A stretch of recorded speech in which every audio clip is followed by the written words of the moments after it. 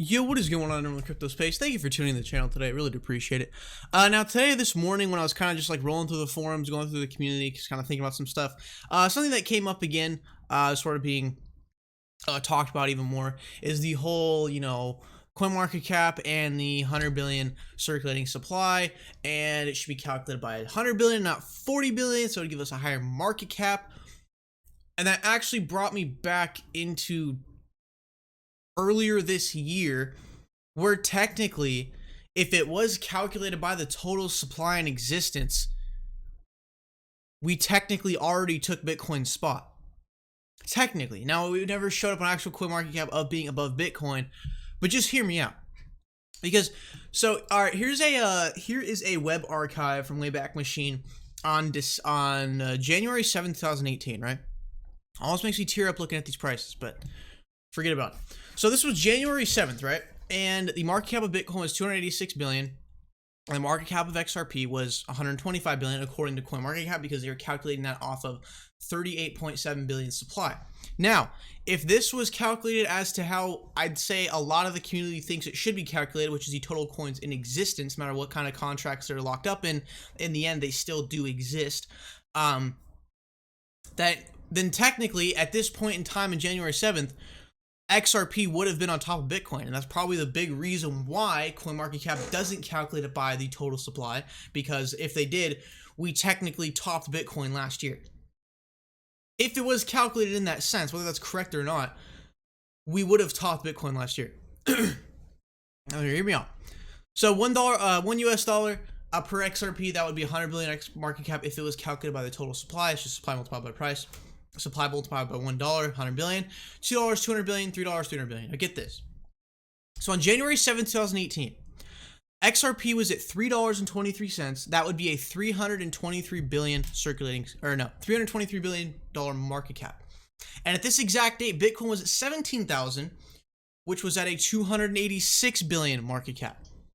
So literally, if it would have been calculated by total supply, we have already taken over Bitcoin by a gap of about what, 40-50 billion. So it's crazy to think that this might be the real reason why they don't actually care to calculate the market cap by the total supply, because I'm starting to kind of lean more towards the argument of the coins still do exist. The reason why there's a circulating supply with coins is because simply those other coins are not in existence. Like the coins that are going to be mined do not exist. But in this case with XRP, the coins do exist, but no matter what kind of contracts or what sort of company they're locked up with, in the end, that really doesn't matter, because in the end, it is still in existence. So technically, guys, if it would have been calculated correctly back in January 7, 2018, we would have already taken the #1 spot. And that is kind of crazy to think about. And that's probably the real incentive for CoinMarketCap to give these vague responses on Twitter and not give an answer as to why they won't do total market count. I think that's the reason why, because literally, back in all-time high, we already took over Bitcoin technically, which is pretty crazy to think about. So there's the incentive right there for CoinMarketCap not to do market cap correctly. And by the way, if we went by the Yahoo Finance listings, where they go by the full-on 100 billion supply, we would literally only need to move to about 80 cents. We would top Bitcoin again. So I think the real reason why CoinMarketCap does not want to even does not want to calculate it that way is because it would be incredibly easy to top over Bitcoin.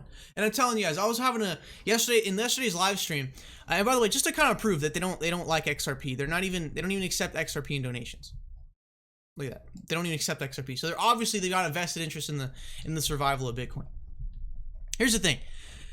So let's say just some kind of fun theoretical talk. So in yesterday's stream, some people were saying that if, let's say right now, Ripple was to go, or XRP was to go to about $2.50, $3 and top Bitcoin and market cap again, because we technically did back in 2017, total supply and whatnot. But anyways, people were thinking that people had a theory, because when we topped Ethereum and then we got close to Bitcoin, they pulled Korean exchange volume, which simulated a crash, which caused a crash. But now people are thinking that if we do get close to Bitcoin again, like if we get only a couple billion in market cap away from Bitcoin and taking them over, that what they might actually do is they might actually delist XRP and not consider it a cryptocurrency. And I think that's a very true possibility. And if they do that, probably gonna be investigated by the Financial Crimes Enforcement Network. So there you go, guys.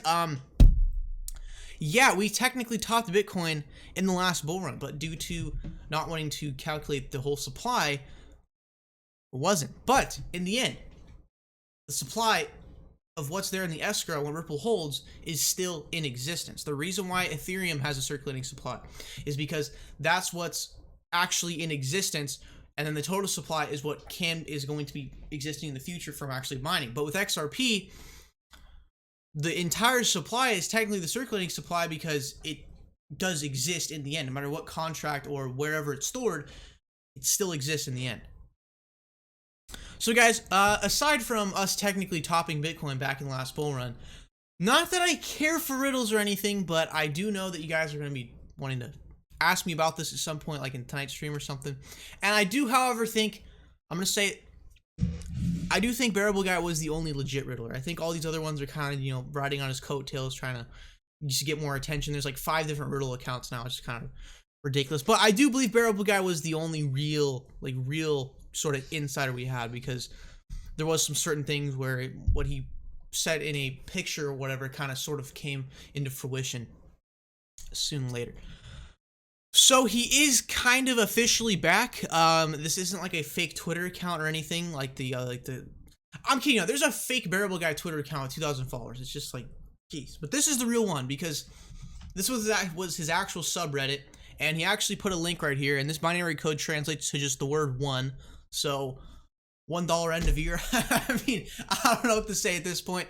And when you click on the link, it just goes to let's not get copyrighted here. Queen, Don't Stop Me Now. And the whole song is having a good time, so maybe he's just having a good time. $1 end of year. So who freaking knows at this point, guys? But anyways, main point of today's video, we did technically take Bitcoin's #1 spot in the last bull run, so I'm looking forward to the next one and taking it over a second time.